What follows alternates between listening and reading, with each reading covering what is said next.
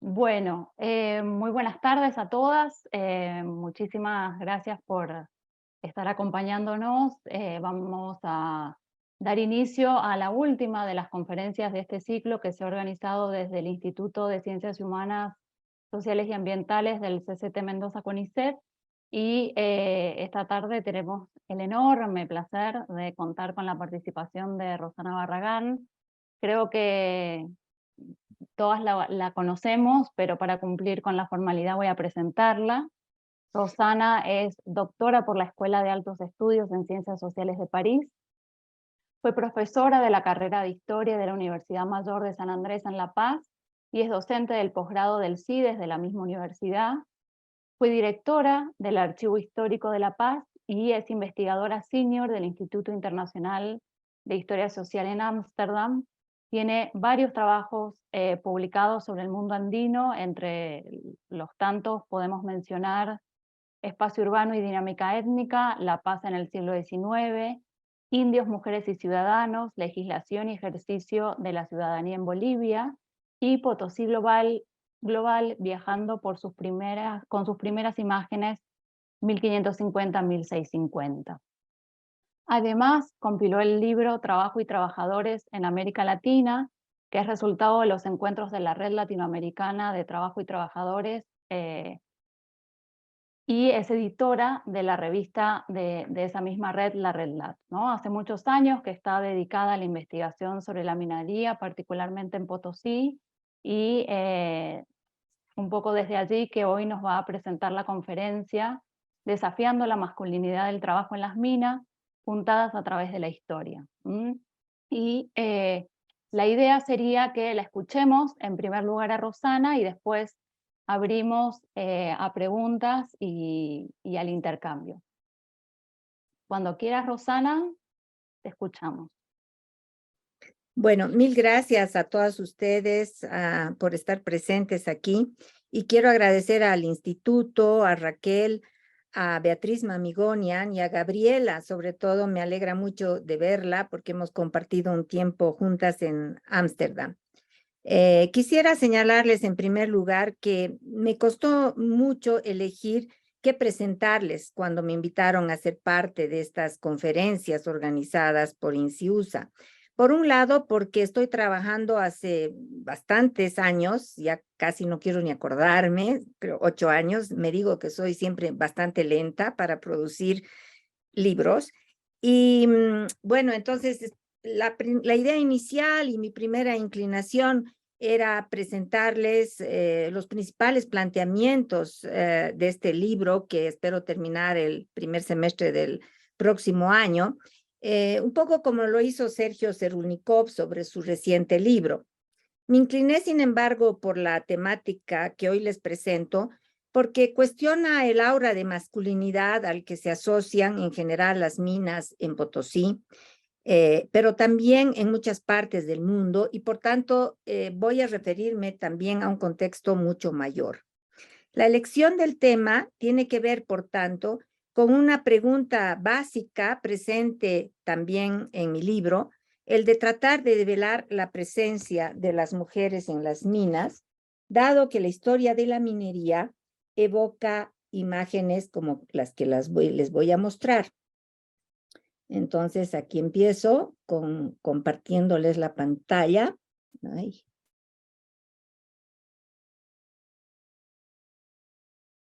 Ya. Y entonces decía que la minería evoca imágenes desde el tío, diablo de la mina, que ven en la parte superior de su pantalla, hasta los hombres musculosos y luchadores en cualquier parte, como los de Colorado en la izquierda, o en Sudáfrica, en los de la derecha.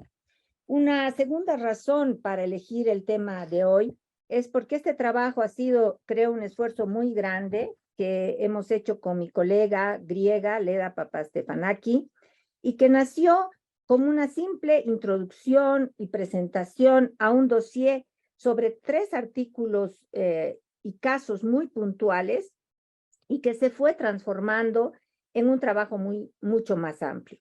Lo que gatilló la expansión de nuestro trabajo, tanto en el tiempo como en el espacio, fueron los contrastes que fuimos estableciendo entre el pasado que estudiábamos y sobre el que estábamos leyendo, con lo que nos mostraba también la realidad contemporánea, de la minería contemporánea, en un diálogo por entonces que ha estado en general, creo, también presente en mi propia trayectoria de investigación. Este va y viene entre el pasado y el presente. Tratamos de entender los contrastes entre la masiva presencia de mujeres en la minería informal, contemporánea, con la mucho menor presencia de las mujeres que veíamos nosotros en las minas, pero también con una legislación que se fue adoptando para que niños, niñas, jóvenes y mujeres no trabajaran en ellas, lo que implicaba y nos hacía suponer inmediatamente que su rol fue tan importante como para dar lugar justamente a una serie de medidas a lo largo del siglo XIX y primera mitad del siglo XX. Una tercera razón es que el artículo introductorio que presentamos en el dossier en la revista del Instituto, International Review of Social History, ha tenido también ya su vida propia y tiene hasta ahora mucha recepción e interés. Creo que el tipo de indagaciones que hemos realizado con LEDA permite replantear también algunos temas y narrativas historiográficas muy difundidas y lineales. En una serie de grabaciones, podcasts, de la historia feminista, de la historiadora feminista, perdón, Michelle Perrot, la idea que se desprende o que queda por lo menos en lo que ella habla es que las mujeres se insertaron fuera de las actividades domésticas y del hogar a partir de la revolución industrial y de alguna manera se deja que los oyentes asuman que esto ha sucedido en gran parte del mundo. La ampliación geográfica, al interesarnos también y al incluir diversas regiones del mundo, pero también una indagación temporal hacia fines del siglo XVIII y hacia el presente, fines del siglo XX, nos ha permitido darnos cuenta que la historia de las mujeres en la minería como trabajadoras fundamentalmente es mucho menos lineal de lo que se puede pensar. Resulta fundamental tomar en cuenta los contrastes geográficos, las conexiones, las interconexiones, pero también las desconexiones, así como la existencia simultánea de diversas situaciones. Quisiera aquí citar y recordar a 4 investigadoras cuyo trabajo ha sido crucial en nuestra reflexión. Por un lado, Laurie Mercier y Jacqueline Hier, que en un libro pionero señalaron hace 18 años la falta de trabajos que discutieran los aspectos multidimensionales de las actividades de las mujeres en tanto operarias mineras, pero también en tanto esposas de mineros.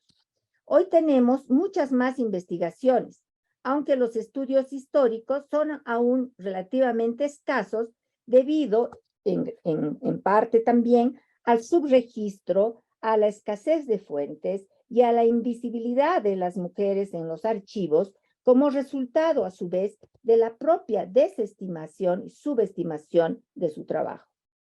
Por otro lado, otra autora que ha sido clave ha sido Cristina Bania, que señaló en 1993 que se había subestimado totalmente el número de trabajadoras mineras en la historia europea moderna temprana, mientras que una investigadora de la India que trabaja hoy en Australia, Kuntala Lahiri Dutt, ha cuestionado el énfasis que se ha dado en el estudio de la minería centrada y focalizada en la gran minería, lo que ha dado lugar justamente a considerarse como esencialmente y mayormente masculinos.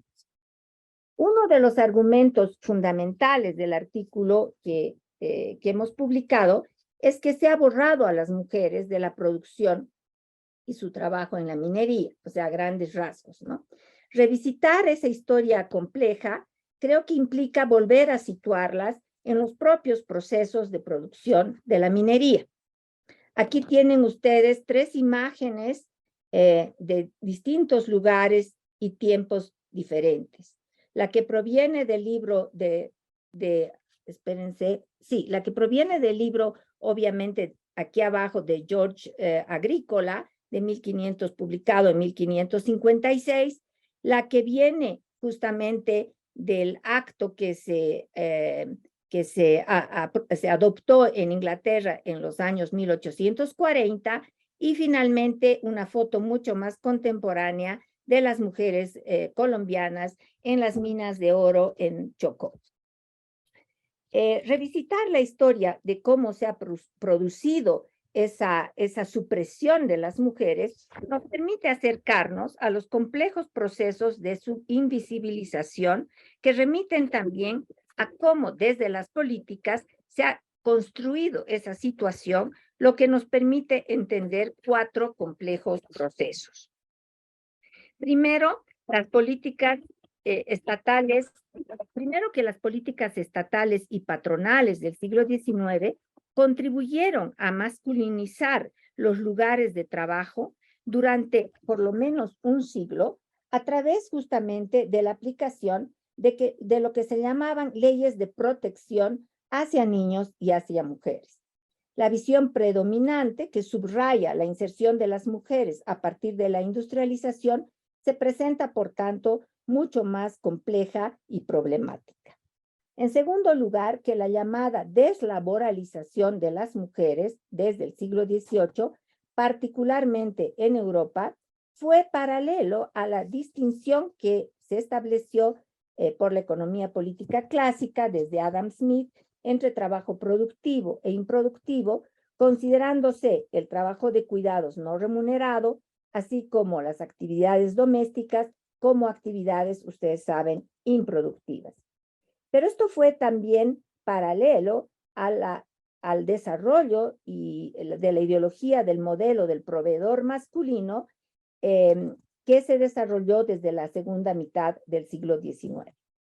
La cada vez mayor exclusión de las mujeres en el empleo asalariado en la minería se dio principalmente desde el siglo XVIII hasta por lo menos mediados del siglo XX, cuando recién, en nombre de la igualdad al trabajo y a la igual remuneración, las leyes de protección pasaron a considerarse discriminatorias para las mujeres y se empezó a desmantelarlas. En cuarto lugar, que el proceso de masculinización fue concomitante con el desarrollo de un sistema de bienestar social que se fue desarrollando en los países europeos, en contraposición, sin embargo, a una creciente economía llamada informal en el resto del mundo, en el que las mujeres han sido y son cruciales. Voy a desarrollar algunas puntadas de esta historia larga y compleja en 4 partes. En la primera me voy a referir a las mujeres como trabajadoras en distintos sitios mineros a inicios de lo que se conoce como la Edad Moderna. Aquí la idea es simplemente ver cómo estuvieron presentes en diferentes lugares y diferentes periodos. En la segunda, y tomando el caso específico de Potosí, voy a visibilizar el trabajo de las mujeres en distintos periodos, a grandes rasgos, entre fines del siglo XVI y fines del siglo XVIII. En la tercera voy a volver al escenario global, mostrando las medidas llamadas de protección que implicaron que mujeres y niños dejaron el rol que tuvieron antes.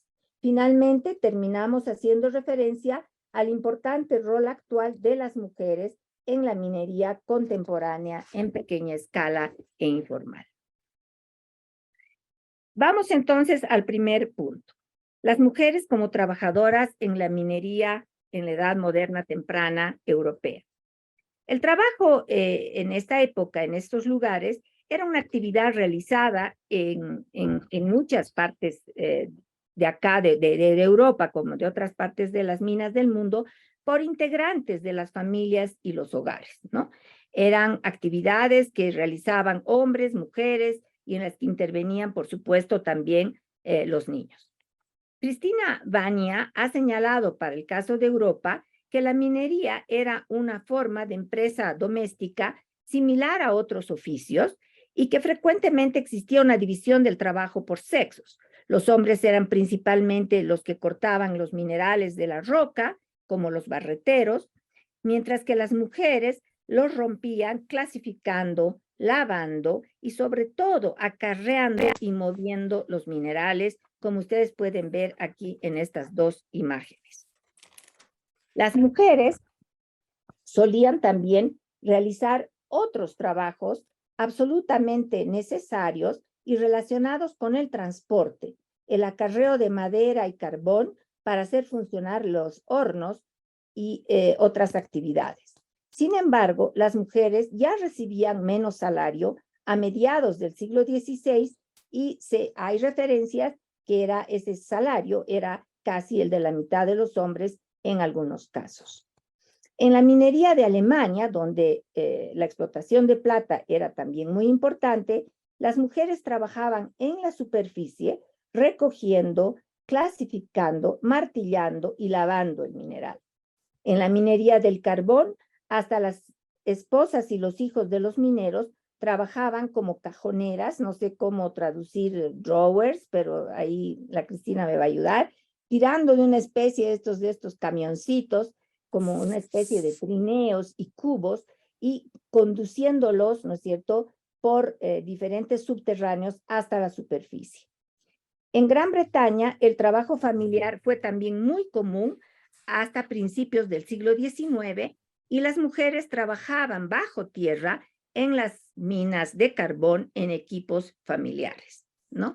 Estudios recientes, hay uno, por ejemplo, sobre las minas escocesas, que muestra que el 40% de los trabajadores de esas minas eran mujeres que transportaban carbón.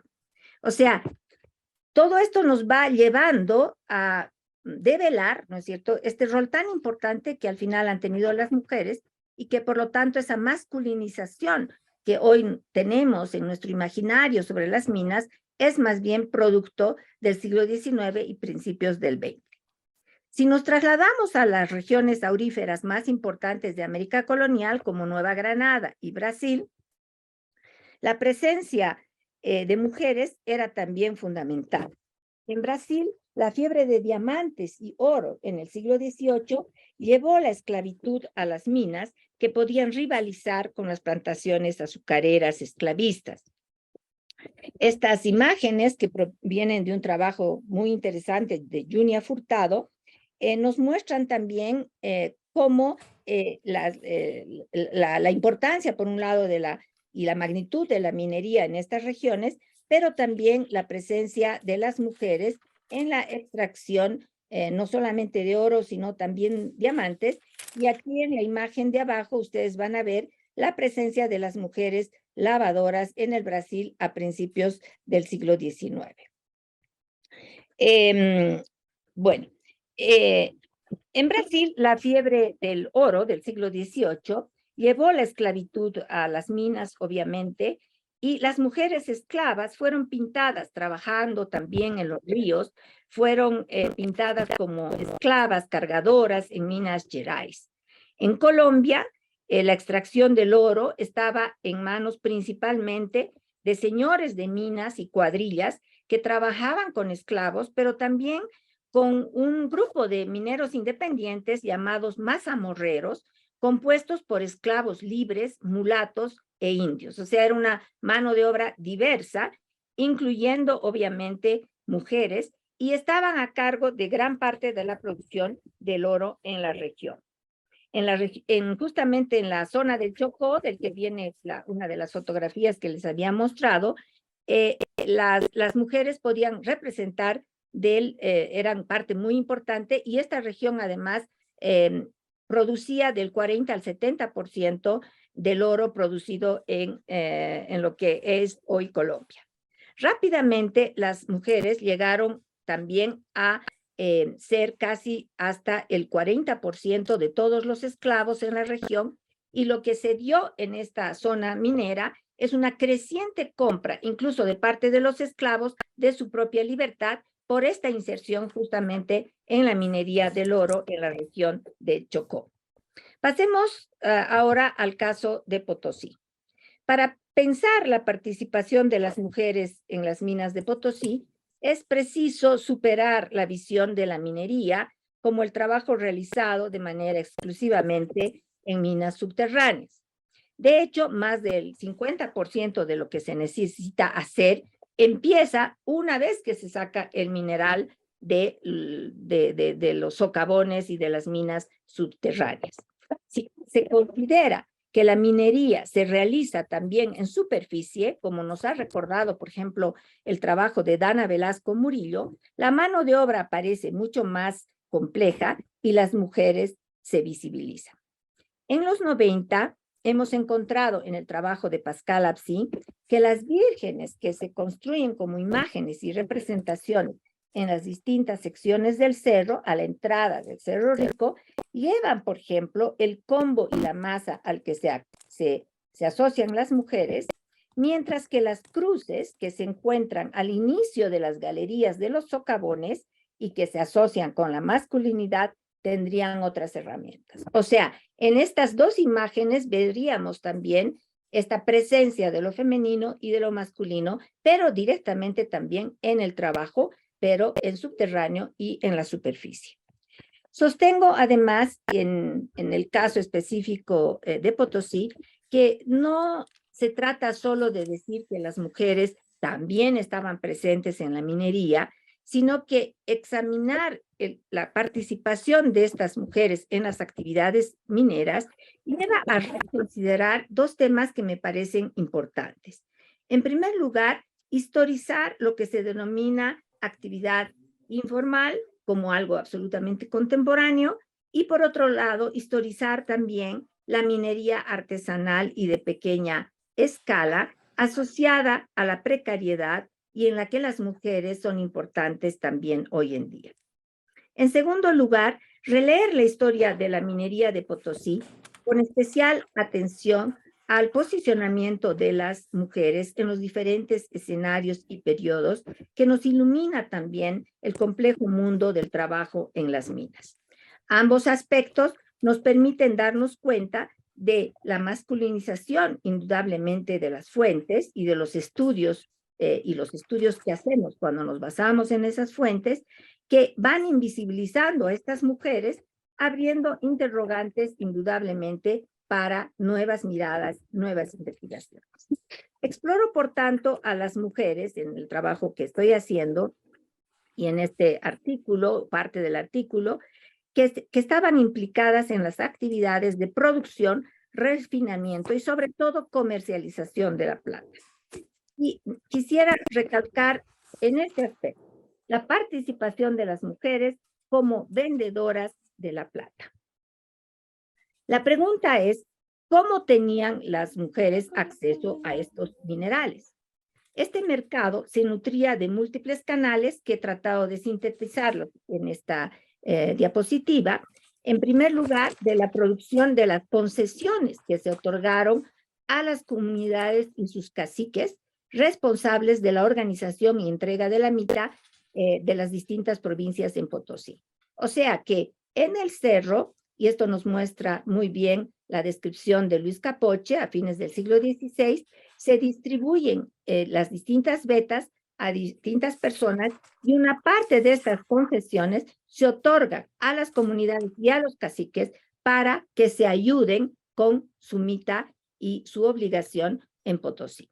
En segundo lugar, el segundo, digamos, canal de origen de estos minerales proviene indudablemente del pago en especie, en minerales, por los distintos tipos de acuerdos laborales que existían entre los propietarios de algunas minas y los trabajadores, ¿no? Una especie de sharecropping ahí que se dividían la producción. En tercer lugar, del comercio, del pequeño comercio y rescate que realizaban algunas personas que subían a las minas a rescatar algún mineral. En cuarto lugar, del pago que los trabajadores, mitayos y mingas, hacían o recibían en las bocaminas, y también seguramente, de lo que los propios mitayos, trabajadores, mitayos, mingas y otros, entregaban a sus esposas en sus familias. Finalmente, de algunos payadores, es decir, que se dedicaban a trabajar, ¿no es cierto?, los desmontes, y nos dicen además que pertenecían a un grupo muy específico, que eran los uruquillas. Este mercado de metales autorizado por el propio virrey Toledo, fue de hecho puesto en cuestionamiento en los años ya muy tempranamente, 1579, 1584, y es muy interesante porque Joseph Barnadas, en su libro Charcas, describió justamente todo un litigio, un juicio que se hizo contra justamente estos vendedores de metales que a quienes se acusaba, obviamente, de robar, ¿no es cierto?, los minerales y vender. Lo cierto es que este mercado era autorizado y vendían fundamentalmente 3 días a la semana, jueves, viernes y sábado.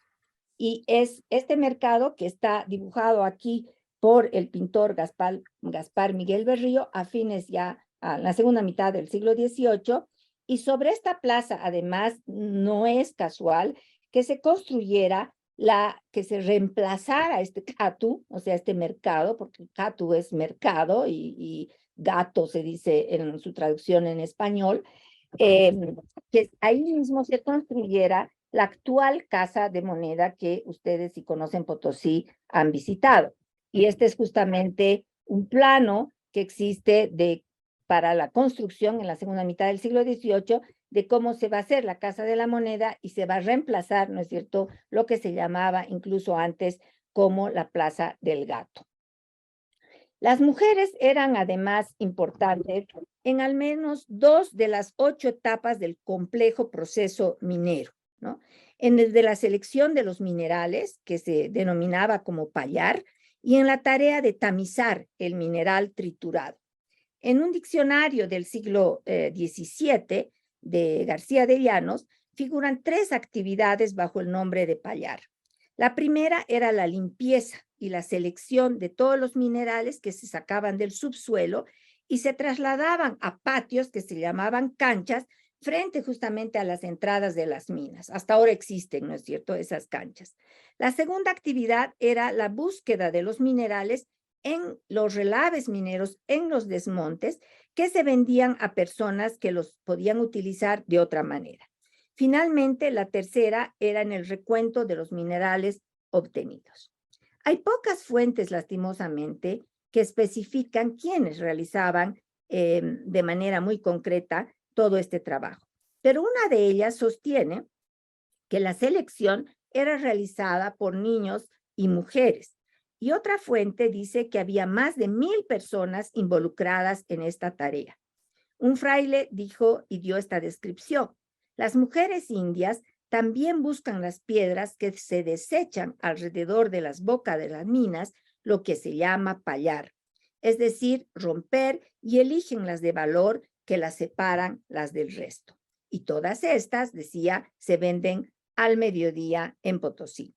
Antes de esa hora, decía además, ningún español podía comprar nada a un indio, y esto es para que los indios tengan oportunidad de comprar los metales, pues hay muchos indios que los compran para sus hornos. Se está hablando de los hornos de las guairachinas. A pesar de que este proceso de selección fue crucial, parece sin embargo haberse totalmente minimizado y subevaluado. La diferenciación en aquella época se basaba principalmente en los colores de los metales: rojizos, pacos, conocidos como pacos, negrillos o grises, jancos o tacanas. Y esta era una tarea importante porque definía finalmente qué minerales debían fundirse y qué minerales debían amalgamarse. El célebre científico de la época, Alonso Barba, estimó que los minerales grises o tacanas debían seguir el proceso de amalgamación, mientras que otros debían fundirse. Todo este tema, además de los colores, ha sido tratado por una investigadora cuyo nombre acaba de irse de mi cabeza, pero seguro que Raquel la tiene presente y me ayudará. Y que es fantástico, ¿no? Y entonces todo este conocimiento que tenían las mujeres y en general la población local, ¿no es cierto?, ha sido subevaluado y subestimado frente, por ejemplo, al poderío que podían tener los grandes ingenios y toda la tecnología que se puso en funcionamiento. Otro ámbito importante en el que estaban insertas las mujeres era en el tamizado de los minerales. Capoche escribió que mujeres y niños lo hacían como trabajadores libres y recibían 2 reales, es decir, la mitad de lo que recibían los varones. Aquí, por lo menos, eso es lo que dicen los documentos en teoría, digamos, ¿no? Un trabajador libre, en principio, recibía 4 reales por día y un trabajador mitayo recibía 3.5 por día. Otros trabajos realizados por las mujeres y fundamentales en la minería era, por ejemplo, la recolección de combustible. O sea, ese es algo que es un gran tema. O sea, la minería ha esquilmado, si se puede decir, todos los recursos vegetales de toda la región andina, y esta tarea seguramente ha estado en gran parte en manos de mujeres, y los datos que existen para el caso de Potosí señalan que eran las mujeres también las que recolectaban, por ejemplo, el estiércol de llama para utilizarla también como combustible. Y también ellas recolectaban los residuos de la amalgama que se hacía al lavar, ¿no es cierto?, los minerales, y trataban de obtener los residuos de mercurio. Y esta actividad se dice que ocupaba a más de 3.000 personas entre hombres y mujeres. El conjunto de actividades descritas para las mujeres que están comercializando, que están llevando cosas de un lugar a otra, nos lleva a pensar también, por supuesto, en la mita. Todos conocemos todo lo que ha significado la mita, pero sobre lo que no tenemos mucha información, lastimosamente, es sobre las mujeres que viajaban con los mitayos. Si a fines del siglo XVI existían alrededor de 12.000 trabajadores mitayos que migraban cada año desde distintas provincias hasta la ciudad de Potosí y para estar ahí durante un año, lo hacían con sus mujeres y con sus niños. Entonces, todo este conjunto de mujeres ha tenido que insertarse en estas distintas actividades, y pienso que los datos y las fuentes que he señalado y que se encuentran difícilmente, pero sí hay algunas referencias, hacen pensar y nos llevan a pensar que estas mujeres tuvieron que estar insertas en estas distintas actividades que he mencionado, fundamentalmente en la comercialización de los minerales. Finalmente, la importancia que tienen las ventas de plata en la segunda mitad del siglo XVIII al banco ya de rescates que se creó a partir de 1747, nos permite plantear que existía, ¿no es cierto?, un circuito que era paralelo a lo de los mineros azogueros y que consiste, ¿no es cierto?, en un circuito conformado fundamentalmente por trapicheros y cachas, ¿no? Aquí ustedes tienen una visita, una de las visitas únicas, diríamos, o sea, muy preciada. Yo pienso que este es un documento fundamental por varias razones, porque nos muestra una visita a los trapiches. En general hay visitas a los ingenios, es decir, a los ingenios de los grandes productores y empresarios mineros, los azogueros que recibían cuotas de mitayos cada año. En cambio, esta es una visita a los trapiches o ingenios menores, ¿no? Y esta visita, lo increíble, digamos, y la riqueza de esta visita es que va visitando los trapiches de las distintas parroquias y ayllos, ¿no? Y aquí vemos también la heterogeneidad que empieza a haber, porque hay trapiches de españoles, pero luego los trapiches están en la parroquia de San Cristóbal, en San Francisco Chico, en San Pedro, en la Concepción, en San Pablo, Santa Bárbara, etcétera.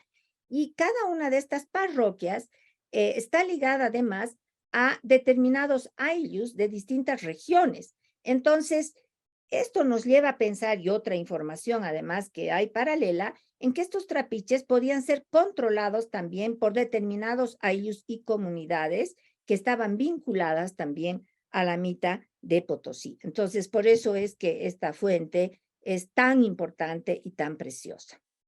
Y aquí nos muestran, ¿no?, que hay más de 218 ingenios o trapiches menores. Aquí tenemos distintos tipos de trapiches, porque trapiche parece ser un término muy genérico. Y, por ejemplo, este de Fresier es una cosa muy sofisticada, que es, me parece que es un antecedente de lo que se llama el molino chileno, mientras que a la derecha este es un sistema de molienda que se utiliza y se utilizaba en Potosí hasta recientemente, y que consiste en una especie de batanes de piedra de muy fácil movimiento, y que existen muestras de estos trapiches o de estas piedras en la Casa de la Moneda en Potosí.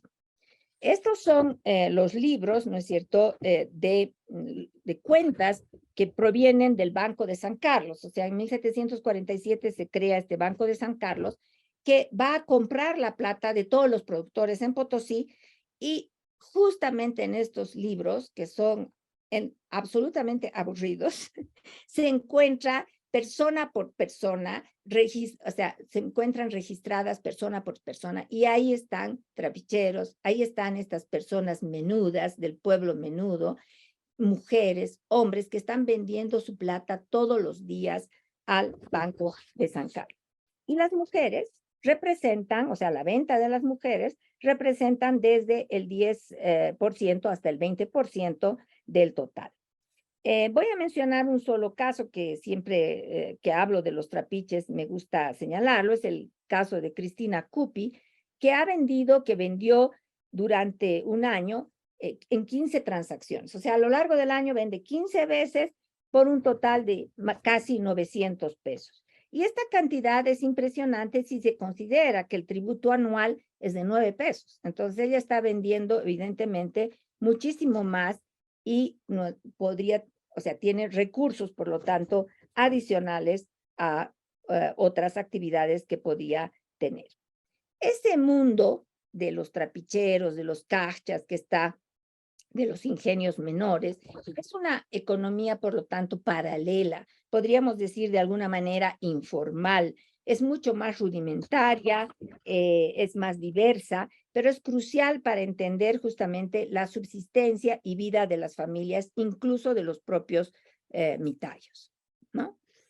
Pero volvamos ahora al escenario europeo y pasamos al tercer punto, que tiene que ver con las leyes de protección hacia las mujeres y niños en el siglo XIX y XX, y que van a tener un impacto en toda la minoría de los distintos países en diversas partes del mundo, ¿no? En el siglo XVIII, para el siglo XVIII, la investigadora Cristina Vania nos señala que las pequeñas minas europeas fueron absorbidas por grandes empresas capitalistas, y las mujeres en general fueron relativamente excluidas. En este sentido, la masculinidad de las minas no aparece, ¿no es cierto?, como algo natural. Las mujeres fueron excluidas en las minas en Europa en dos momentos particularmente importantes. Primero, o sea, en dos momentos. Primero, después de 1842, en Gran Bretaña, y aquí ustedes tienen el documento que proviene, cuyo original está en la British Library, y que trata justamente sobre la condición y el tratamiento de los niños, que fue ordenado por la reina Victoria, y hay un informe que consiste bueno, el informe acá creo que tiene 100 páginas, pero hay 5 volúmenes de información sobre la condición de trabajo de niños, niñas, jóvenes y mujeres en las minas, fundamentalmente de carbón, en Gran Bretaña. A partir de 1842 se prohíbe justamente la presencia de mujeres y niños. Resulta, todos estos grabados provienen justamente de estos informes, y aquí ustedes tienen, por ejemplo, el contenido del informe muy detallado, lugar por lugar, mina por mina, dónde trabajaban las mujeres, dónde trabajaban los niños. Y acá en la parte de aquí abajo, el autor de los informes señala que uno de los aspectos más desagradables fue ver que las mujeres jóvenes estaban vestidas como niños, con pantalones, ¿no es cierto? Y que tenían unas cadenas en medio de las piernas, etcétera, etcétera. Entonces, a raíz de este informe, se va, ¿no es cierto?, sacando a niños, niñas y mujeres, y entonces aparecen estas jóvenes que se llaman las pit brow lassies, que vestían como hombres y que eran de alguna manera también la antítesis de lo que podía ser la feminidad. En todo caso, lo que sucedió es que todas las mujeres menores de 18 años tenían que abandonar el trabajo subterráneo en un plazo de 3 meses sin ninguna compensación, lo que significó obviamente posicionar a más de por lo menos 5,000 mujeres en una situación muy difícil. Las mujeres tuvieron que buscar otros trabajos. Algunas de ellas siguieron trabajando en la superficie y eran conocidas como las pit brow lassies. Estas mujeres además aparecían, como ya mencioné, como una contradicción de alguna manera al ideal burgués de hogar que empezó a considerarse, ¿no es cierto?, que las mujeres debían estar en su esfera natural del hogar.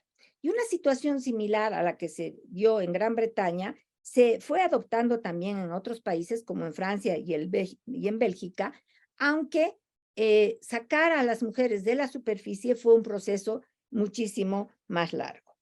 De acuerdo a las investigaciones realizadas, las razones y argumentos de esas medidas tuvieron motivaciones complejas, muchas veces ambivalentes y también muchas tensiones. Según Angela John, las trabajadoras mineras eran consideradas la esencia de una feminidad degradada, una ocupación indecente y además, ¿no es cierto? Y esto se ve también en este informe en 1842, las mujeres se decía que trabajaban semidesnudas en los pozos subterráneos. Hubo también razones humanitarias, por supuesto, dirigidas principalmente a los niños.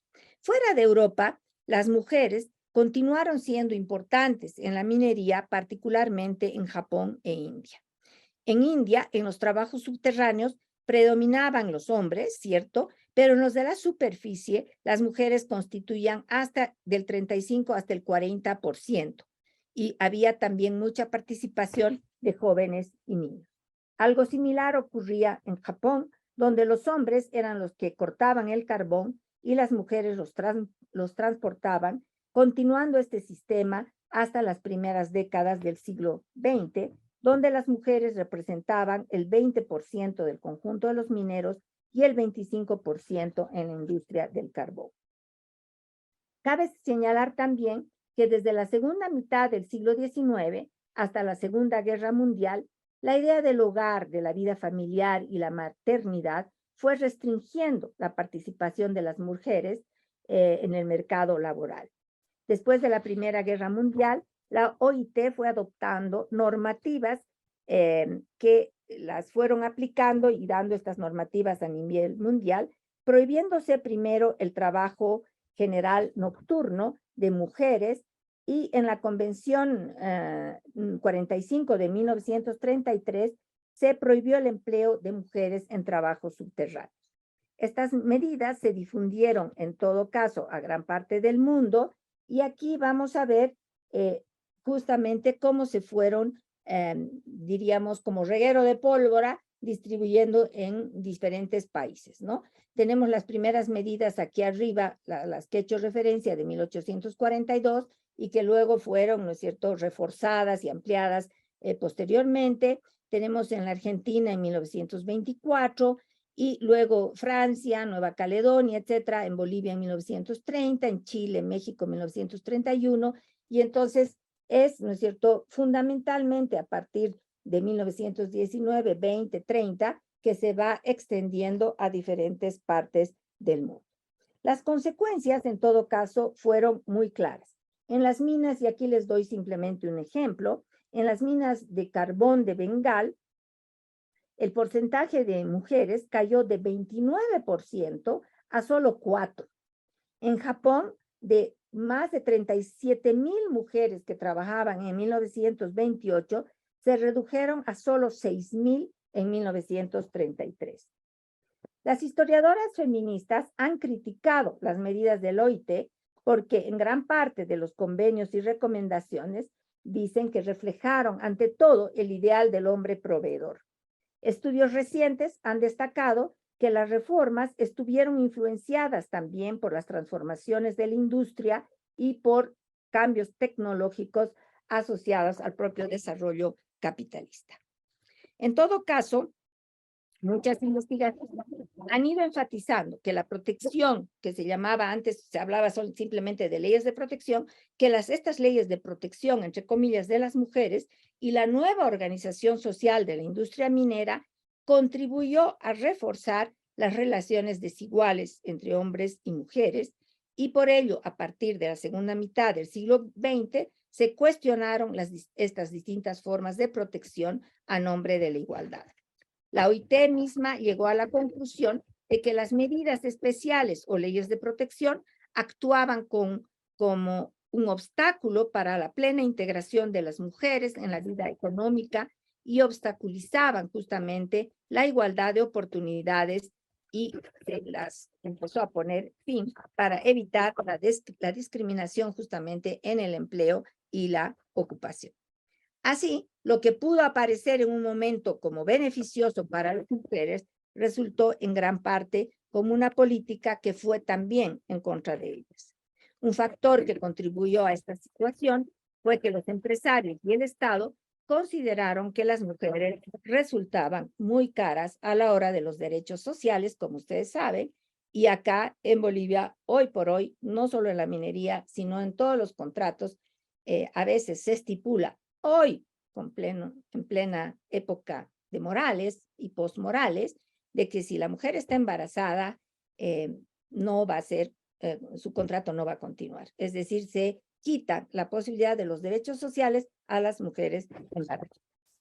Bueno, ¿qué pasa y ya voy cerrando, con las mujeres en la minería en pequeña escala e informal?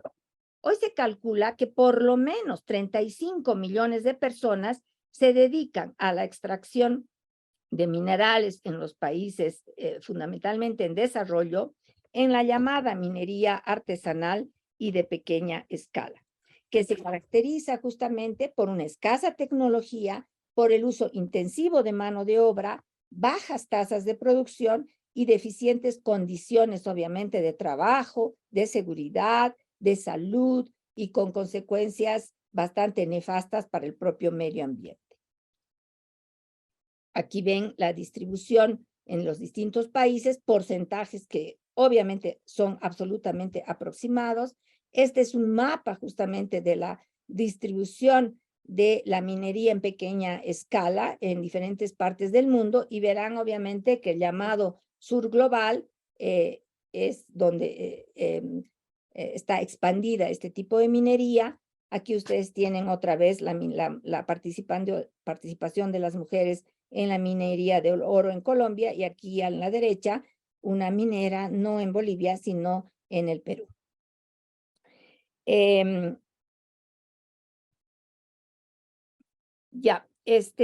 Lo que quisiera aquí señalar es que las mujeres que hoy constituyen una parte particularmente relevante en este tipo de minería en África, en Asia y en América Latina, pueden llegar a representar del 10 al 50% de la mano de obra, ¿no? Y generalmente tendemos a asociar esta minería como absolutamente desvinculada, ¿no es cierto?, de las grandes empresas y de las transnacionales.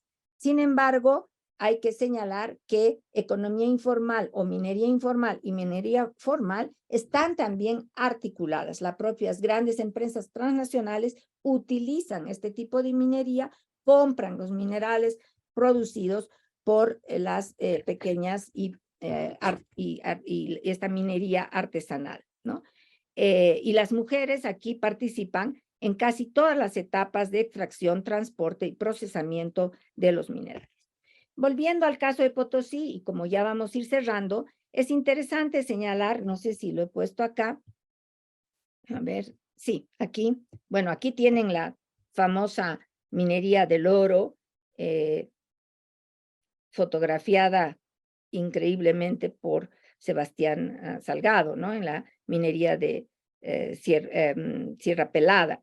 Y acá, volviendo a Potosí, quisiera mencionar también los arreglos diversos que hay entre la empresa privada, la Comibol y las cooperativas, y esto en pleno año 2013, y recalco también otra vez que es en la etapa, ¿no es cierto?, de Evo Morales, y donde hay un modus vivendi, se ha desarrollado un modus vivendi, que yo le llamo, entre las transnacionales, que en este caso es, por ejemplo, la empresa minera Manquiri, que es en realidad una ¿cómo se llama? Una empresa dependiente de una gran transnacional que es la Kerr, que es americana, y esta empresa minera Manquiri recibe las tierras para la explotación. Estamos hablando solamente de Cerro Rico Potosí, de Comibol, y Comibol a su vez da muchas de las que tiene la tuición sobre sobre la minería, les da, ¿no es cierto?, concesiones a las cooperativas, pero también a la empresa.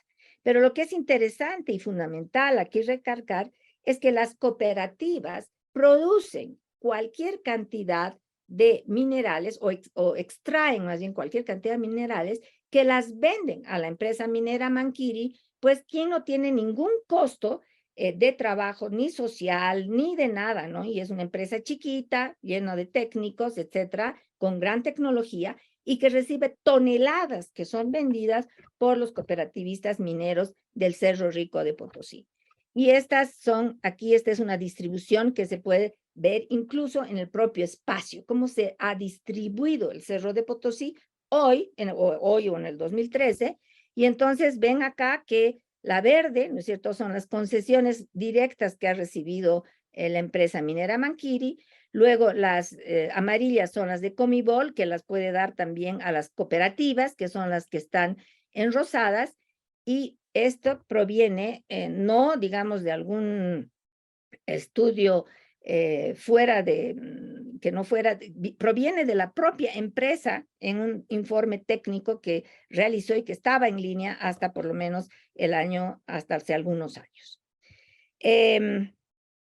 Bueno, esta visión panorámica que me he permitido, ¿no es cierto?, esbozar a grandes puntadas, a grandes rasgos, abre en realidad, yo creo, muchas más preguntas de investigación que lo que contesta, ¿no es cierto?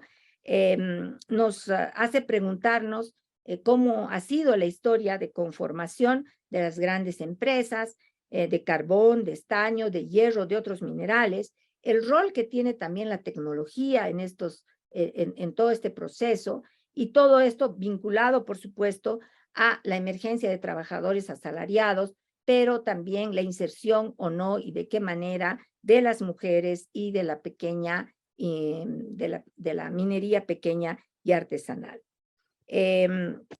Nos hace pensar también en el rol que ha tenido este tipo de minería, no solo en el presente, sino en el pasado. Yo les decía, la precariedad también, y por otra parte, las condiciones en las que vive esta pequeña minería, vive y ha vivido esta minería, tanto en el pasado como en el presente. Como los procesos, además de industrialización y proletarización, nunca han sido uniformes en el mundo, podemos pensar que la pequeña minería artesanal e independiente pudo haber sido mucho más importante de lo que pensamos, sobre todo en algunas regiones, y el rol de las mujeres ha tenido que ser también, en este sentido, el rol de las mujeres creo que ha sido también seriamente subestimado.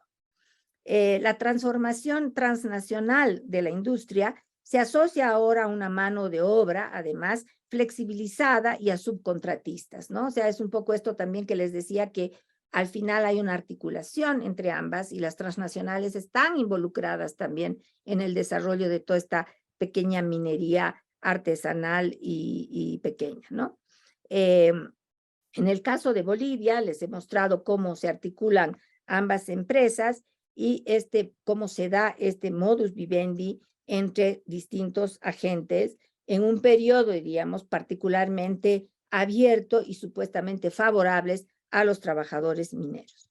Lo cierto es que, aunque podemos pensar que la minería debiera desaparecer, vivimos con nuestros celulares, y aquí ahora estamos conectados, y ellos mismos creo que invisibilizan todo el trabajo de las mujeres que existe detrás de ellos, como por ejemplo el que se hace en el Congo con el coltán, un elemento que es imprescindible para el funcionamiento y que nos puede recordar a las mujeres y a los niños involucrados todos. Gracias. Espero no haber pasado los 40 minutos que había previsto, 40, 45 máximo. Gracias.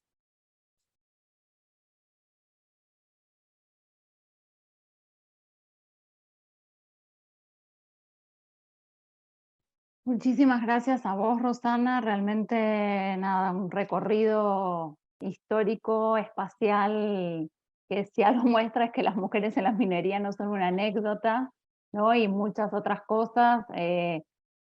Pensaba mientras te escuchaba que, o sea, la invisibilización de las mujeres también nos lleva a pensar recortado el proceso productivo de la minería misma, digamos, esta idea que vos marcaste bien de que en general se piensa la minería como algo de superficie, ¿no? Y justamente están las mujeres en todos los espacios donde no solemos mirarlas.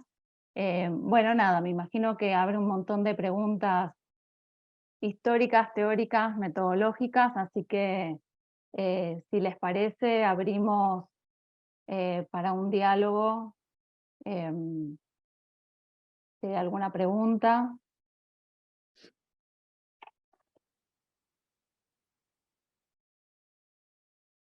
Sí, Xochitl. Sí, bueno, muchas gracias, Rosana, por tu exposición. Yo ya había leído algunos de tus trabajos, entonces más o menos conocía la línea, em, y que están muy en sintonía también con los trabajos de Christine. Yo creo, bueno, que al menos para mí, que es muy importante esto de darnos cuenta que efectivamente las mujeres están en el trabajo, ¿cierto? Desde mucho tiempo y que en algún momento fueron extraídas, podríamos decir, ¿cierto? De estos procesos. Em, porque, bueno, uno también puede ver un poco lo mismo en otras situaciones, ¿verdad? Así que, bueno, te agradezco mucho porque me quedó muy clara la película. Pensaba yo entonces en relación a esto, si habrá sido posible, pensando sobre todo como en la época colonial, que las mujeres estuvieran dentro de la mina. ¿Habrá algunos datos, algunas informaciones que pudieran dar luces, aunque sea alguna? Me imagino que probablemente no de forma masiva, pero que alguna hubiese habido al menos algún caso. Y un poco relacionado con eso, pensaba yo en esta superstición, no sé cómo decirlo, ¿cierto? De la mala suerte que traen las mujeres al interior de la mina. Quizás cómo habrá nacido entonces esta creencia, ¿cierto? Bueno, eso es por el momento mi pregunta y comentario. Muchas gracias, Roxana. Gracias, Xochitl. Bueno, me cae como anillo al dedo tu pregunta porque quisiera aclarar que en el caso, o sea, las mujeres estuvieron en subterráneo en las minas de carbón, tanto en Gran Bretaña como en Japón, como en la India, etcétera, en muchos lugares, pero no en el caso de Potosí concretamente, por ejemplo, y no en el caso de las minerías subterráneas, por lo menos de plata. No hay datos que muestren a las mujeres trabajando en la minería subterránea. Yo lo que quería resaltar sobre todo es que el trabajo de la minería no solo es el trabajo en las minas, no es solo el trabajo subterráneo. O sea, en realidad, por eso decía, lo que empieza, el 50% del trabajo que se necesita hacer, empieza una vez que se ha sacado el mineral fuera de los subterráneos y se va a lo que se llaman las bocas minas, ¿no? Entonces, es ahí donde están presentes las mujeres. En el caso de la minería más, diríamos, potosina, pero también más de América Latina o Hispanoamérica, ¿no? Entonces, ahí el rol de las mujeres ha sido clave. Entonces, que quede claro que no hay ninguna información ni indicios que señalen que las mujeres estuvieron presentes por ejemplo, en Potosí, en las minas subterráneas. Por lo tanto, toda esta idea, ¿no es cierto?, que del presente hoy, hasta hoy, de que las mujeres, por ejemplo, traen mala suerte y que no pueden entrar a las minas subterráneas, es algo que no sabemos exactamente cuándo se ha desarrollado, pero que ha estado muy presente, por lo menos hasta hoy. Probablemente se ha reforzado en el siglo XX, a principios del siglo XX, con toda esta legislación a nivel global y a nivel mundial, ¿no? Y toda esta creencia está asociada también con el simbolismo que tiene el Cerro Rico de Potosí, con la Virgen, con la cruz, con la fertilidad y bueno, con toda la articulación entre lo masculino y lo femenino, ¿no? Se me perdió. Marcelo. No, Andrea, Andrea, perdón. Andrea pidió la No palabra, te encontraba, sí. Andrea y después Marcelo. Y después Cristín. Buenas tardes. Bueno, Rosana, ante todo, muchísimas gracias por tan brillante y documentada y profunda exposición. Y yo tenía algunas preguntas para hacer, me alentaste a pensar algunas cuestiones. La primera tiene que ver con justamente algo que vos empezaste a desarrollar y que quisiera ver si podemos pensar un poquito más, que es cómo, específicamente, cómo se operó el proceso de masculinización en el proceso mismo de trabajo, ¿no? Pensando en América Latina en fines del siglo XIX o comienzos del siglo XX, es decir, de qué labores las mujeres fueron separadas, y si fueron separadas ellas o si fueron justamente en un proceso pensando en la modernización de la producción capitalista, si lo que en realidad también sucedió o fue simultáneo con la desaparición de esas tareas dentro del proceso productivo, ¿sí? Por una parte. Otra cuestión que me generaba interés en cuanto a ver si podías desarrollar, tenía que ver con justamente esta idea del varón proveedor, ¿no? En ciertos espacios productivos, sobre todo. Estoy pensando en la experiencia chilena de la cual habla Klubo, por ejemplo, que en el caso de las minas cupríferas, o en el caso incluso de la Argentina, con el trabajo en las minas petroleras, donde las mujeres empiezan a jugar en el discurso un rol fundamental para asentar la mano de obra, es decir, que se transforma la feminidad, ¿no?, en un instrumento, además, de cooptación del Estado, de las empresas, y también de disciplinamiento, pensando en el género justamente como una herramienta fundamental, y en la sexualidad, bajo el supuesto de que si los varones se casan con mujeres o establecen vínculos, se quedan además, ¿no?, como mano de obra necesaria y evitan la rotación, entonces las empresas evitan la rotación permanente. Y en la tercera pregunta tiene que ver con las fuentes de estos análisis, pensando en el valor quizás de las fuentes de los juicios laborales o de la justicia laboral o digamos, de ciertos departamentos estatales, para corroborar efectivamente si hay o no resistencias a esas leyes de protección de las mujeres y niños, ¿no? Porque a veces me parece que nos hemos quedado mucho en la letra de la ley y nos ha sido más dificultoso ver cuántas veces se viola sus significados, ¿no? En el caso, por ejemplo, de la Argentina, no sé si hay registros importantes, quizás en Bolivia sí, acerca de, bueno, cómo se vigila la aplicación de esa legislación.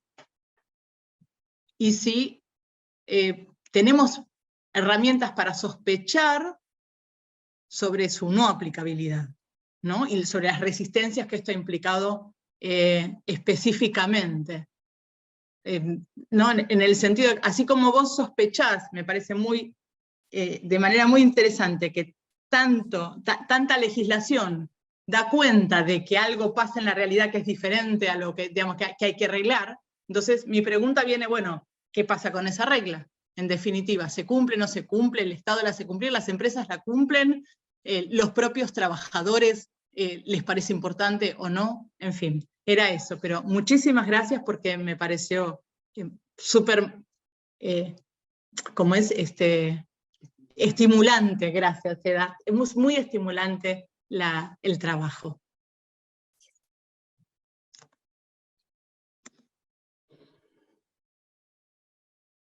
Ya, contesto entonces, perdón. Gracias, Andrea. Bueno, creo que has tomado temas fundamentales. Creo que hay que distinguir, creo que por eso es importante en esta mirada un poco más amplia, tanto diríamos en el espacio como en el tiempo, hay que ver de dónde estamos hablando y cuándo, ¿no? Yo creo que el proceso de masculinización puede haber sido, podríamos hablar de un proceso de masculinización en general para muchos oficios, muchas ocupaciones, pero ese proceso creo que ha sido mucho más marcado y con consecuencias más claras en algunas regiones y países. Y yo creo que esto ha sido mucho más claro en Inglaterra, Francia, Bélgica, pero no así en otros países, digamos, más del sur, ¿no? Puede haberse dado un proceso de masculinización, pero eso no implica que las mujeres hubieran estado ausentes de los procesos laborales. Y esto tiene que ver también con el tema que has tocado, con de la modernización y el desarrollo capitalista. Hay toda una discusión también hasta qué ha llevado a tomar toda esta legislación de alguna manera proteccionista, ¿no? Y en muchos casos hay también una serie de desarrollos tecnológicos asociados obviamente a las empresas capitalistas mineras, que ha implicado la desaparición literalmente de determinadas tareas que las pueden hacer las máquinas y la tecnología, y por lo tanto hay una exclusión de las mujeres de esas tareas a las cuales ellas estaban dedicadas. Entonces, no podríamos hablar, yo diría, como de un proceso uniforme, sino que habría que ver en los lugares, en qué tiempos, en qué momentos, ¿no? Creo que en el sur en general, en los países del sur, esa desaparición de las mujeres en general no se ha dado de muchos de los oficios, porque también la tecnología a veces ha sido limitada, a veces ha sido tardía, y porque esta minería artesanal y de pequeña escala ha coexistido con una minería mucho más, mucho más capitalista, tecnológicamente desarrollada, moderna, o lo que quieras llamarla. En el caso de Bolivia, pienso, por ejemplo, las mujeres han estado presentes casi, yo diría siempre. Las palliris, por ejemplo, son un ejemplo. Antes, el trabajo de palliris era un trabajo donde había aparentemente mujeres, pero también hombres, también ancianos, también niños, y se ha vuelto en una tarea mucho más de mujeres y que ha estado presente en el Cerro Rico de Potosí, creo desde hasta hoy, ¿no? Hasta hoy existen palliris, los documentales muestran a las mujeres palliris en el cerro con sus combos, etcétera. Entonces ellas no han desaparecido, ¿no? Luego, sobre el tema, ¿no es cierto?, de el otro rol de las mujeres para sentar la mano de obra y todo el tema de la sexualidad y todo eso, creo que es clave, ¿no? Sobre todo, pero también otra vez en determinados lugares, en determinadas regiones, ¿no? Entonces, en las salitreras, por ejemplo, del norte de Chile, y Chile aquí debe conocer más que yo, podían existir lugares donde se llevaban a las mujeres, donde la prostitución también se desarrollaba, era una manera de asentar a la población, a los trabajadores, disminuir los actos de resistencia, etcétera. Pero depende otra vez, por eso, qué tipo de asentamiento minero es y qué tipo de producto minero es, ¿no? Respecto a las fuentes y a la justicia laboral, en términos de las leyes de protección, yo creo que son estas medidas, en el caso, otra vez pensando de manera muy concreta en el caso boliviano, estas leyes de protección han tenido sus efectos, pero no han implicado ni que las mujeres desaparecieran del trabajo minero, y por lo tanto, lo que sí ha dado, yo creo que ha invisibilizado más el rol de las mujeres en la minería. Ese sí creo que es la consecuencia más clara que ha tenido en países más del sur, ¿no? Una invisibilización un desprecio, diríamos, por el trabajo de las mujeres, porque de hecho las mujeres en los ámbitos mineros en Bolivia se llaman, ¿no es cierto?, las mujeres mineras las amas de casa, no se llaman las trabajadoras mineras, ¿no? Claro. Son las huelgas de las amas de casa, la domitila chungara. Entonces, no adquieren por lo tanto, una visibilidad laboral, pero eso no implica que no hubieran tenido una ocupación, ¿no? Son como las mujeres del mercado hoy en día, que están en los mercados abiertos, en las ferias, y cuando van a una instancia pública les dicen cuál es su oficio, cuál es su profesión, y dicen ama de casa. Entonces es un poco eso, ¿no? Respecto a la justicia laboral y todo eso, los juicios que son muy importantes aquí son relacionados básicamente a la lucha por la tierra, por un lado. Eso es lo que trata la justicia, todos los, diríamos, los expedientes judiciales que tenemos, tienen mucho que ver con el tema de la tierra, y los informes que hay, incluso después de la OIT, cuando se hacen informes con los americanos y todo eso sobre la situación de las minas, vienen varios misiones a visitar y a describir la situación de la minería, no hacen en general énfasis en las mujeres y en los niños. Por eso digo que la visibilidad, o sea, la implicación mayor de toda esta serie de medidas ha sido la invisibilidad. La invisibilidad, pero también minimizar cuál ha sido el rol de las mujeres en las minas. Creo que es eso. Espero haber respondido a todo. Muchísimas gracias. Muchas gracias, Rosana. Claro. Marcelo. Muchas gracias. Felicitaciones, doctora, por la ponencia.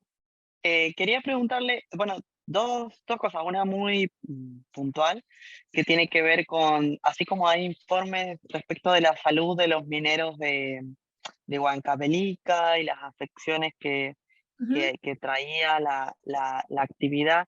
Me preguntaba si esta actividad de las mujeres vinculada al mercurio, sobre todo en la época colonial, si hay alguna alusión a las afecciones de la salud, esas actividades en particular, porque en un momento mencionó que se encargaban de esta parte residual sobre el mercurio, no sé si eso traía, digamos, enfermedades que afecten particularmente a las mujeres en este tipo de actividades. Y la segunda es más general, y es sobre el artículo que está proyectando, si tiene la intención también de escribirse teniendo en cuenta la larga duración, o está pensado más como una cuestión comparativa, bueno, aspectos de la publicación. Pero muchas gracias. Gracias. A ver, respecto a los temas de salud, hay mucha información, hay bastante información respecto a salud y accidentes laborales, a partir recién de 1920, 1930. Ahí es donde hay muchísima información, muy poco trabajada para el caso de las minas bolivianas. Yo diría escasísimos los trabajos al respecto, ¿no? Y justamente con una estudiante mía estamos tratando de ver todos los accidentes de trabajo que se han dado en las minas del Gran Barón del Estaño de Simón Patiño, ¿no? Porque además es ahí donde empieza por primera vez a aplicarse toda esta legislación sobre los accidentes de trabajo, etc. Antes de eso, para el periodo más, diríamos, colonial, entre el siglo XVI y el XVIII, no es que no existan, pero indudablemente la información que se tiene es mucho más insuficiente, no con mucho detalle, pero existen, ¿no es cierto? Y además hay nombres en idioma nativo que señalan muchas de las afecciones, desde incluso supranaturales, por ejemplo, de haberse asustado dentro del cerro, hasta, ¿no es cierto?, la pérdida de la hayu, de la alma, hasta otras cosas más físicas, diríamos, como lo que hoy día conocemos como tuberculosis, ¿no? Y respecto al artículo, en realidad lo que he presentado hoy día es de hecho los resultados de un artículo que ya ha sido publicado en inglés en la International Review of Social History el año, creo, 2019-20, en un dossier que es sobre las mujeres en la minería, ¿no? Y lo que yo tengo planificado en el futuro es en realidad, que decía al principio, que estoy trabajando un libro que espero terminarlo hasta el próximo año. Gracias. Cristín. Creo que Eliana tenía levantada la mano también. Sí, pero Cristín la pidió antes. Ok, bueno. Déjame preguntarte una cosa que es complementaria a tu exposición, Rosana. Y es que en el caso de Potosí y los Andes en general, ¿no? El origen de los mitayos es básicamente rural, de comunidades indígenas. Entonces, y es un contraste muy fuerte con la situación que describe Dana Murillo para México, ¿no? Entonces, la pregunta es hasta qué punto las tradiciones, como la reciprocidad, ¿no? La ayuda mutua, son trasladables a través de las mujeres al mundo minero. Esa es una de las preguntas, ¿no? Que yo creo que sería sumamente interesante porque también te lleva un poco al terreno de la resistencia, ¿no? Que se puede organizar y cómo las mismas comunidades indígenas compensan, ¿no? Como grupo por la ausencia de los hombres mitayos, ¿no? Y si también salen las mujeres, entonces hay también un círculo femenino que se encarga de lo que normalmente ha sido llamado las relaciones sociales de reproducción de la mano de obra, ¿no? La otra cosa que me interesaría muchísimo es pensando en el trabajo de Carlos Émpada Sadurian, es hasta qué punto las mujeres a través de su actividad comercial no solamente no participan en el pago del tributo, ¿no? Que es para el Estado colonial, sino que además tienen, relativamente hablando, un acceso a dinero mucho más alto, y a partir de ahí, hasta qué punto pueden participar hasta en las redes de especialización comercial regional, ¿no? Y a eso aunado va una pregunta también que está abierta en la historiografía, que es el tema del contrabando. Yo me puedo imaginar, gracias a tus reflexiones, ¿no? Que son sobre todo las mujeres con esa capacidad, digamos, adquisitiva de alguna manera mayor, son las que más participan a través de las obras, ¿no? De lo que deja la plata, de recoge y todos los mecanismos que tú has descrito, ¿no? Son efectivamente las que más fluidizan de alguna manera el intercambio regional a nivel del territorio colonial, ¿no? Entonces son reflexiones paralelas que surgen a partir de tu presentación, ¿no? Y que tú de alguna manera las has formulado al final de tu presentación, ¿no? A lo mejor son temas por investigarse, pero me gustaría saber hasta qué punto has estado reflexionando sobre el asunto, ¿no? Que me parece importante. Ya. A ver, voy a empezar con lo último, porque sí, lo último es parte, yo diría, central del trabajo que estoy realizando, ¿no? Es decir, lo que a mí me ha interesado en el caso, diríamos, de la minería potosina, es el tema de los trapiches y de los cachas, donde aparecen justamente las mujeres de manera muy, muy importante y relevante, ¿no? Y porque además es un circuito, como lo decía, que es paralelo al de los azogueros. O sea, están los azogueros con sus grandes ingenios, recibiendo la mano de obra mitaya, pero este circuito de trapicheros, paradójicamente, aparece con la creación borbónica del Banco de Rescates de Plata, ¿no? Porque este banco les ofrece un precio mayor por la plata a todos los productores y entonces hace emerger, diríamos, a estos sectores que seguramente estaban presentes antes, o sea, la de trapicheros, la de trapicheras, cachas, etcétera, que estaban presentes en Potosí antes, pero que no aparecían visibilizadas en las fuentes. Entonces, todo este circuito se visibiliza porque el banco está comprando la plata a un mejor precio y hace surgir toda una economía que antes, sobre la cual no teníamos realmente información, diríamos, contable y tan detallada, ¿no? Y entonces, lo que nos hace pensar, y lo que hace pensar incluso, es en el propio ciclo de producción de plata y hasta qué punto los descensos que hubo, por ejemplo, en la plata en el siglo XVIII, tuvieron que ver probablemente con que mucha de esta plata que se producía en trapiches menores, que estaba en manos también de mujeres, que las mujeres comercializaban, etcétera, no se iba todo esto al contrabando, ¿no?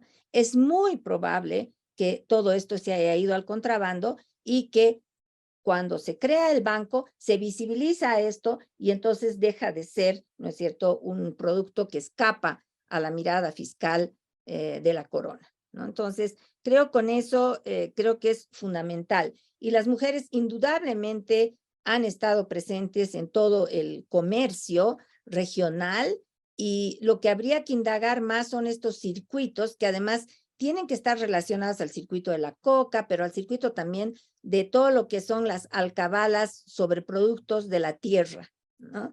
Creo que es ahí, es un mundo el que se nos abre con la presencia de estas mujeres, mientras que los hombres tienen un trabajo en las minas subterráneas, las mujeres están comercializando y vendiendo la plata, ¿no? Y participando en otras actividades también más de producción, pero en superficie.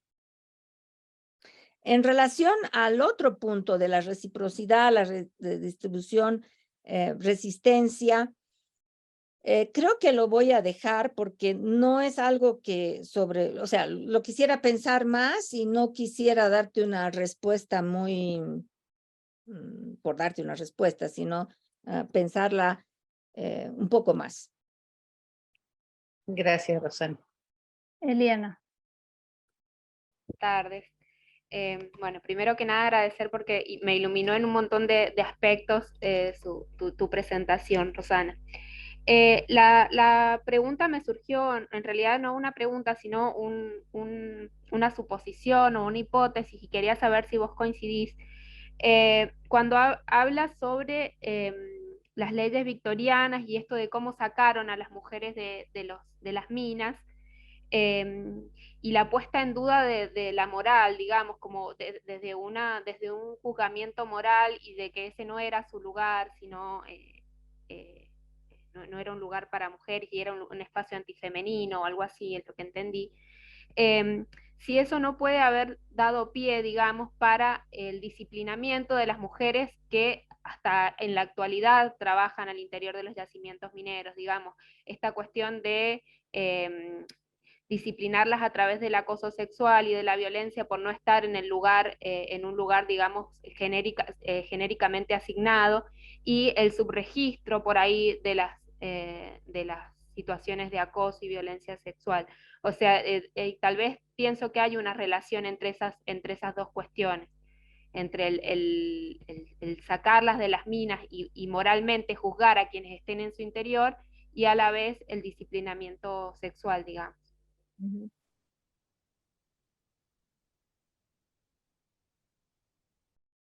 Sí, creo que tienes razón. O sea, yo pienso que al sacarlas a las minas, lo que han ido haciendo es básicamente construyendo cuáles son los espacios femeninos y cuáles son los espacios masculinos, por un lado, y cuál es el deber ser de las mujeres y en términos teóricos, pero también ideológicos, ¿no? De cuál es el lugar que deberían tener las mujeres, las niñas, las jóvenes, y han ido construyendo, por lo tanto, esta diferenciación, y por lo tanto también, sí, en ese sentido ha habido, diríamos, un disciplinamiento, directamente las han sacado, ¿no? Y las mujeres que podían participar aún podían estar sujetas, ¿no es cierto?, a toda clase de reproches de la propia sociedad.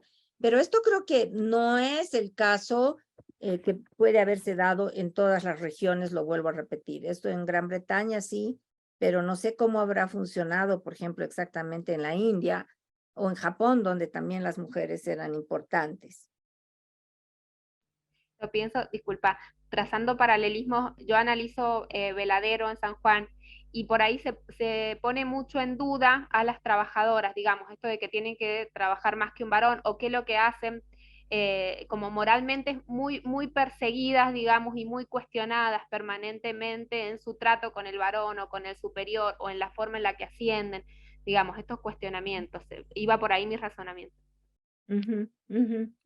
Sí, sí. No, yo creo que ahí también se abre todo un tema bien importante, ¿no? Y hasta la actualidad.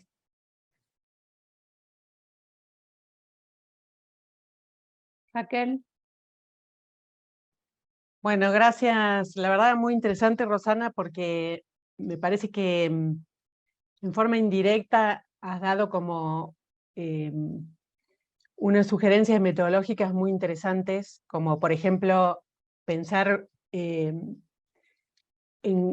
su completitud del proceso productivo y no guiarnos tanto por lo que a veces es abrumador en las fuentes, porque yo creo que ese es uno de los defectos del archivo, ¿no?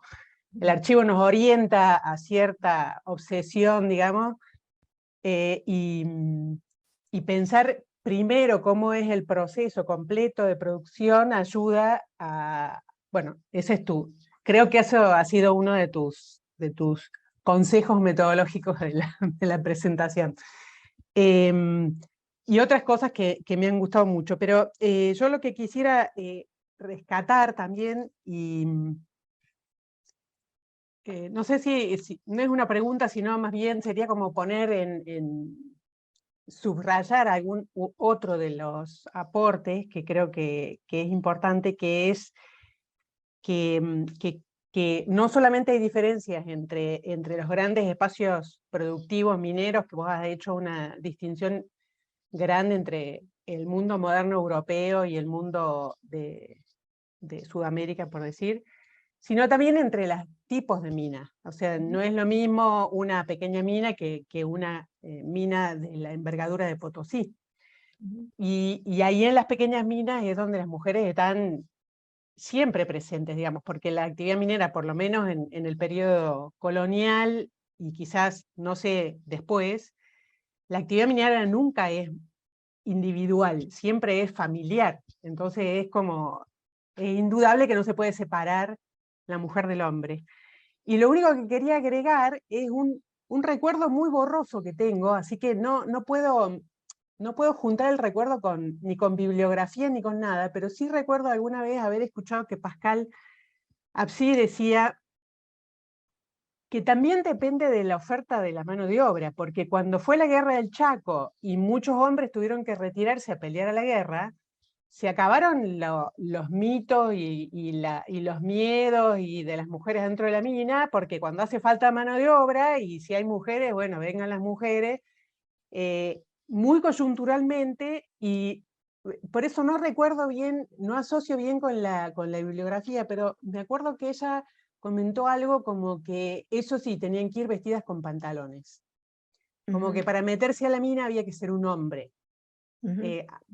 Pero como digo, es un recuerdo tan borroso que quizás me estoy confundiendo, pero sí creo que está bueno pensar en que las actividades no son rígidas, sino que muchas veces dependen de esos flujos, y una de las cosas que cambia, que se transforma y que a veces es muy coyuntural, es la oferta de mano de obra. Pero maravillosa la presentación, me encantó. Gracias, Raquel. Mil gracias, Raquel. Sí, yo creo que tener en cuenta el proceso de producción y las actividades hasta mínimas, por ejemplo, el tema del combustible, a mí, o sea, se me ha prendido un poco así un foco y decir, ay, no, hay que tener más información y seguir, porque además eso vincula redes también de comercialización, y ahí están también las mujeres en esos trabajos casi invisibles, ¿no es cierto?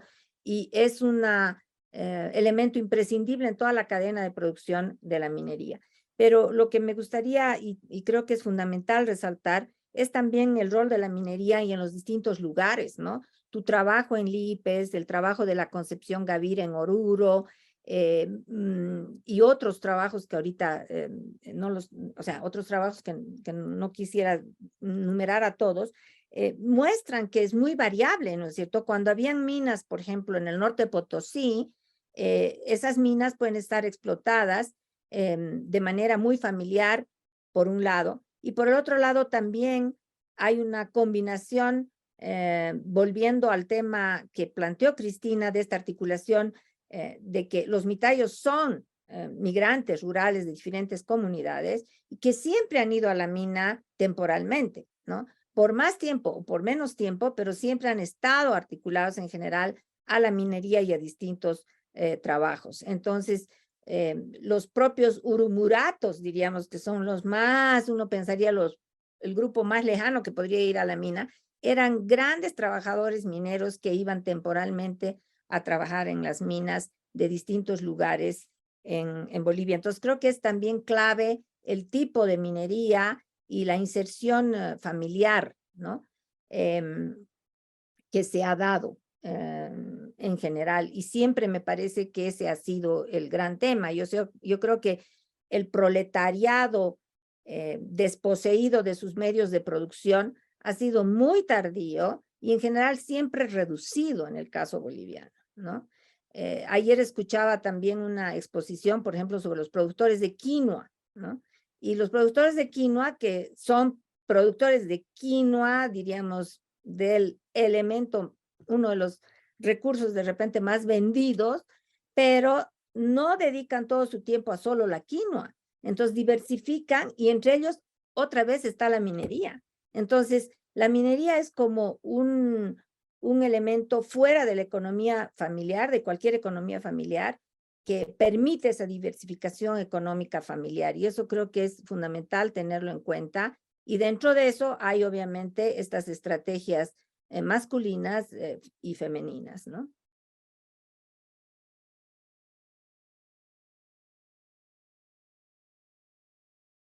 Bueno, no sé si no hay nadie con mano levantada, si alguien más quiere. Sí, Cristín. Solo una pequeña comparación, tal vez tanto temporal como de intensidades, ¿no? De tamaño de minas. A mí tu presentación me hizo recordar mucho la biografía de Domitila Chungara. Y la pregunta que tendría para ti es hasta qué punto esa biografía ilustra, ¿no? En este caso creo que es la mina del siglo XX, ¿no? La participación de las mujeres en el trabajo minero, ¿no? Hasta dónde hemos llegado, digamos, desde la mitad minera, el pago del tributo, hasta siglo XX, ¿no? Literalmente. Yo creo que es un poco distinta al periodo colonial, ¿no? Yo creo que en el periodo colonial las mujeres me parece que tenían una participación mucho más intensa en los circuitos de producción de la propia minería. ¿Y por qué digo? Porque lo que se ha dado también, y creo que es, tomando el caso de Potosí concretamente, ¿no? Es que en el caso Potosí, ¿no? La producción de plata no es simple extracción, sino se extrae el mineral, pero se produce la plata en una operación, digamos, y operaciones bastante complejas hasta obtener el producto final que va a ser la plata, ¿no? Y eso se lo hacía localmente. Y ese conocimiento estaba en manos locales, ¿no? Estaba en manos de los azogueros, en manos de los mitayos, en manos de los mingas, en manos de los trapicheros, de las trapicheras, de los cachas, pero se hacía todo ese proceso, ¿no? Entonces, un proceso mucho más complejo, pero producido también localmente. Con la minería del estaño ya se pasa a otra situación, porque ahí sí me parece una minería un poco más extractiva por un lado, porque el proceso de beneficio del estaño ya no se da localmente, sino que toda la minería se la saca. Entonces hay también menos posibilidades de participación e inserción de los distintos grupos, diríamos, de los propios trabajadores y sus familias en todo el proceso complejo que suponía la minería. Creo que eso marca una gran diferencia entre la producción de plata, yo diría, haría esta diferenciación, y la producción de plata colonial y la producción de lo que va a ser la plata a fines del siglo XIX y la plata del estaño en el siglo XX. Creo que eso marca una diferencia fundamental, ¿no? Ahora, yo no soy un especialista de la minería o sea, del siglo XX, diríamos, y no tengo tan presente ahorita tampoco el detalle, diríamos, del testimonio de la Domitila, pero Sí, tu pregunta me va a llevar a reexaminar otra vez y a leerlo con otros ojos, el propio relato y el propio testimonio de la Domitila, pero creo que es un poco distinto. Yo lo plantearía de manera distinta. Y estoy muy de acuerdo contigo, Rosana, ¿no? Es un proceso muy distinto, pero valdría hacer la comparación temporal, ¿no? Porque también tiene efectos sobre temas mayores de la economía, ¿no? Que es, por un lado, el proceso de monetización de la economía colonial, ¿no? Y cómo se ejercita a través del Estado. Y la otra es la distribución del ingreso, ¿no? Entonces, esos son temas así que definitivamente atañen a la minería extractiva que estamos viviendo hoy día. Yo acabo de leer un reportaje, ¿no? Sobre la presencia de las compañías chinas en la minería boliviana, ¿no? Y cómo están invadiendo incluso los parques nacionales, ¿no? Entonces yo creo que sería un tema muy importante, ¿no? Sobre todo por el tema que tú planteabas, ¿no? Que es la informalidad, con anuencia o sin anuencia del Estado, del propio Estado. Claro, o sea, por ejemplo, lo que se ha dado hace unas semanas, o sea, ha habido es muy interesante lo que se ha dado unas semanas porque han llegado todos los cooperativistas mineros con sus dinamitas, los cooperativistas de oro, los cooperativistas mineros de oro del norte de La Paz, con todas las dinamitas y han tomado básicamente la ciudad de La Paz durante 2 semanas, 3 semanas, entonces estábamos viviendo a son de dinamita todos los días, pidiendo, ¿no es cierto?, o rechazando un impuesto a la producción de oro que ya es baja, ¿no?, en general, porque pagan, creo, del 3 al 5%, mientras que, diríamos, un asalariado normal tiene que pagar hasta el 17%, ¿no? Y son considerados, diríamos, los ricos cooperativistas, ¿no?, los del oro. Ahora, el gran problema también de este cooperativismo contemporáneo del oro, en que las mujeres están muy presentes, es que uno, por ejemplo, en las calles de La Paz, los que marchaban y todo, eran hombres, ¿no? La gran mayoría, aunque habían venido con mujeres, pero las mujeres tenían un rol más secundario. Y por el otro lado, o sea, yo me debato, más bien, entre una perspectiva también que dice todos los cooperativistas son ricos, ¿no? O sea, estos cooperativistas mineros del oro ya no son los mineros de antaño, que es cierto, pero al mismo tiempo no quisiera que se vea ese mundo cooperativista como profundamente distinto, porque yo creo que hay muchas diferenciaciones. Lo que nos hace falta también son estudios sobre el mundo diverso y heterogéneo y de clases dentro del mundo de los cooperativistas, porque están los socios, están los patrones, están los peones, y ahí es un mundo enorme, tremendamente heterogéneo, que no tiene nada que ver con el término ya de cooperativa, ¿no? Entonces, creo que eso es clave que tengamos presente, pero al mismo tiempo es muy difícil acercarse siquiera a esos grupos cooperativistas mineros, ¿no? Tengo un estudiante que está tratando de trabajar y me dice, no nos dejan, no te dejan entrar, no te dejan filmar, no te dejan ni preguntar, no puedes preguntar y no puedes sin que ellos pidan autorización a sus representantes. O sea, es un mundo ahorita tremendamente cerrado hacia el mundo externo, ¿no? Y obviamente están defendiendo con garras todo lo que está en sus manos, ¿no?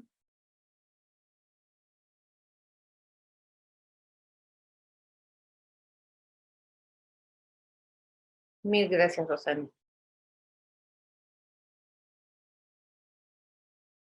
Bueno, yo creo que no sé si hay algo más, sino, Rosana, agradecerte enormemente. Me parece que la cantidad y calidad de las preguntas habla de todo lo que nos disparaste a pensar y de lo que genera tu exposición. Así que, nada, infinitas gracias de nuevo por parte del INSIUSA. Estoy viendo que Jochil y Cristín están levantando la mano, así que pueden abrir micrófono si quieren. Están aplaudiendo. Ah, perdón. Bueno. Que se oiga muy fuertemente. Bravo. Es el Rosana. emoticón de aplauso. No distingo, con anteojos y todo, no distingo tanto.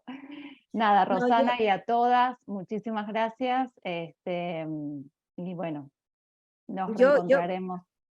Yo Dale. quisiera simplemente agradecerles a todas ustedes por su presencia y es siempre muy lindo, muy grato de presentar en una audiencia, además en castellano y en una audiencia así de nosotras y así y de toda esta zona.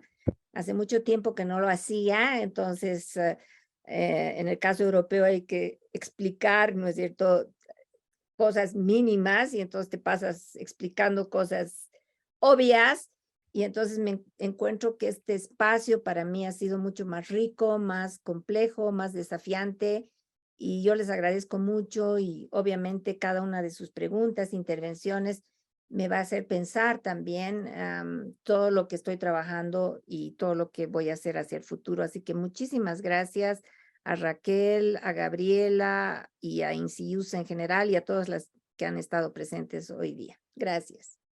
Muchísimas gracias. Quedamos a la espera de tu libro, entonces, Rosana. Quedamos así, a la espera de que salga. Dale, muchas gracias. Un placer verla. Muy Gracias, amables. Un gracias. abrazo, Nos vemos que anden muy pronto. bien. Cuídense. Chao, chao. Adiós. Saludos, Abrazo chao. fuerte. Gracias, Gaby. Gracias, Raquel. Hasta prontito. Que Nos sigan vemos. bien. Chao, Cristina, y está. chao a todas. Chao, chao, chicos. Adiós.